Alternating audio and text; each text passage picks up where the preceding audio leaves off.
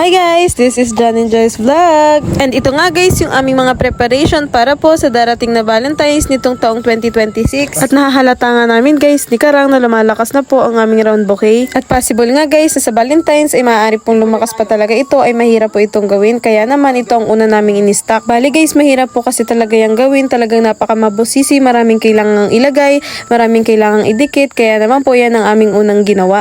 Kaya naman guys, kung inyo pong makikita, ayan po, yan po yung aming mga unang na-stock dito sa tindahan bago pa po kami nagawa ng iba. Ito nga guys, tingnan nyo po, ito po yung pinakang stand ng aming round bouquet. Bali nga guys, nung una po na gumagawa kami ng round bouquet, naghanap po kami ng paraan sa kung paano kami madaling mag-cover o magdidikit po nitong mga flowers para po maging round. Kaya naman nakaisip kami na gumawa nitong round stand. At ito nga guys, yung aming pong nagawa na paraan para po mas mapadali yung aming ginagawang round.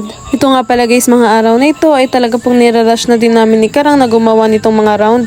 Dahil nga guys, maaari po na kahit anong oras ay pwede na siyang tawagin doon sa kanyang trabaho sa Batangas. Kaya naman sabi niya kailangan makagawa na agad kami ng marami bago siya umalis.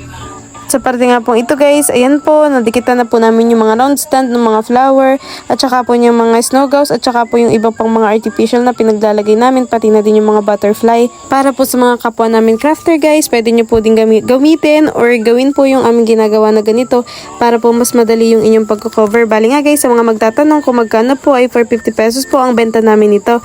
Dahil guys, 9 flowers po yung aming nagagamit dyan. Tapos, marami din pong cover ang nailagay, kaya po ganun yung aming price. At ang amin nga guys nagawa na stock na round bouquet ay 18 pieces. At dahil nga guys, sikip nga po ito dito sa aming tindahan, ayan po, plinastik po namin yan isa-isa para hindi nga magabukan dahil 1 week before pa yung Valentine's.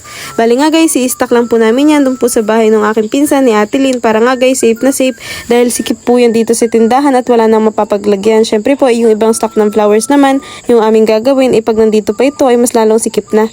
At yun lang guys for today's video. Salamat po sa inyong panonood.